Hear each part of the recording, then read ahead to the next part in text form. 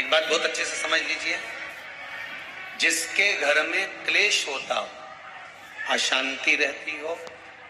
क्लेश रहता हो, या छोटी छोटी बात पर विवाद चालू हो जाता हो, या पति पत्नी में, परिवार में, सास बहू आदि में कहीं ना कहीं कुछ अगर विवाद रहता हो, तो शास्त्र कहता है ऐसा बेलपत्री की डंडी रहती है ना, बहुत ध्यान दीजिएगा महाराज। श्राद्ध पक्ष की कथा चल रही है, शिव महापुराण आज विराम की ओर है, ध्यान दीजिएगा। जैसे ये बेलपत्री की जो डंडी होती है, डंडी का जो भाग होता है बेलपत्री की, ऐसा बेलपत्री की 7 भाग ले लो, मतलब बेलपत्री 7 ले लीजिए। 7 बेलपत्र लेकर कच्चा जो सूत होता है ना, कच्चा सूत जो जानते पेड़ पौधे में माताएं लपेटती हैं, धागा जो होता है ना सफेद कलर का कच्चा धागा, जो बड़ में, पीपल में और आंवला आदि में लपेटा जाता है, कच्चा सूत, उसको शंकर भगवान और माता पार्वती का स्मरण कर कर नंदी के, जो नंदी होता है, नंदी के राइट भाग में, नंदी का एक पांव ऊंचा होता है, आपने देखा होगा आगे का पांव ऊंचा होता है, बैठते समय नंदी का एक पांव ऊंचा है, एक पांव नीचे की हो जाता है। तो नंदी का जहां पांव ऊंचा है, उस ऊंचे पांव के पास में बैठना है। कच्चे सूत पर उस बेलपत्री के जो 7 गुच्छ हैं, 7 जो बेलपत्री के भाग हैं, 7 बेलपत्री हैं, उसको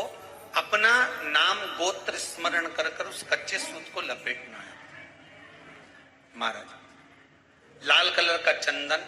उस बेलपत्री के पत्ते में जो अग्रभाग होता है, सबसे आगे का भाग, 7 में लाल चंदन लगाना है। महाराज उस चंदन को लगाकर आप प्रदोष के दिन, प्रदोष काल में शंकर भगवान को समर्पित अगर करते हैं, तो जिस घर का गोत्र बोला है उस घर में कभी क्लेश नहीं हो सकता, वो शांति का अनुभव, उसमें क्लेश नहीं हो सकता।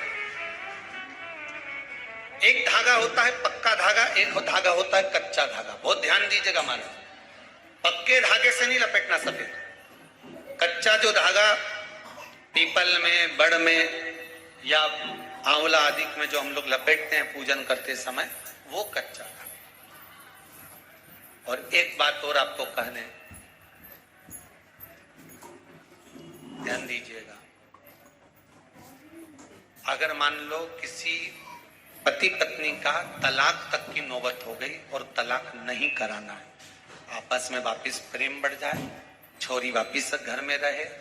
बेटा उसको रखे, बहू रहे, आपस में प्रेम बढ़े,